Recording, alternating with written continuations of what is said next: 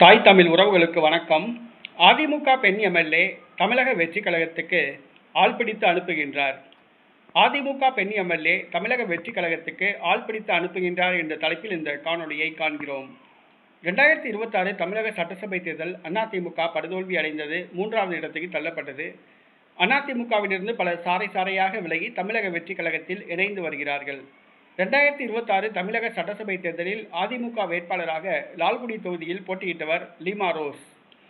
Lottery அதிபர் Martin அவர்களுடைய மனைவி ஆவார். இவர் அதிமுகவுக்கு நிதியுதவி பண்ணினார். அதனால் வாய்ப்பு வழங்கப்பட்டது. லால்குடி தொகுதியில் போட்டியிட்டு வெற்றி பெற்று அதிமுக எம்எல்ஏவானார். இவருடைய மருமகன் தான் ஆதவ் அர்ஜுனா, அமைச்சர். தாவேகாவில் இவர் தேர்தல் பிரிவு மேலாண்மை பொறுப்பாளராக உள்ளார். தற்பொழுது தமிழக வெற்றி கழகத்துக்கு ஆள் பிடித்து அனுப்பும் வேலையை பார்க்கிறார். அதிமுகவில் உள்ள மாவட்ட செயலாளர்கள், ஒன்றிய செயலாளர்கள், நகர செயலாளர்கள், வார்டு செயலாளர்கள், கிளை செயலாளர்கள் என்று பல தரப்பினரையும் இவர் தொடர்பு கொண்டு அதிமுகவில் இனிமேல் எதிர்காலம் கிடையாது, அதிமுகவில் இருப்பது வீண் என்று கூறி அதிமுகவை சார்ந்தவர்களை தமிழக வெற்றி கழகத்துக்கு அனுப்பி வருகிறார்.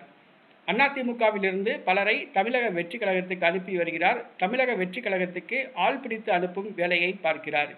இது எடப்பாடி காதுக்கு சென்றுள்ளது. எடப்பாடி எதுவும் நடவடிக்கை எடுக்காமல் உள்ளார். லீமா ரோஸ் தற்பொழுது அதிமுக சட்டமன்ற உறுப்பினராக உள்ளார்.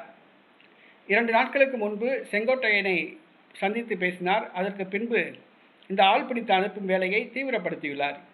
ஒரு கட்சியில் இருந்துக்கிட்டு இன்னொரு கட்சிக்கு போய் ஆள் பிடிச்சி அனுப்புகிறாங்கன்னா என்ன அர்த்தம்? அதிமுகவை நாசமாக்குறக்காண்டி தான் அவங்க வந்திருக்காங்க.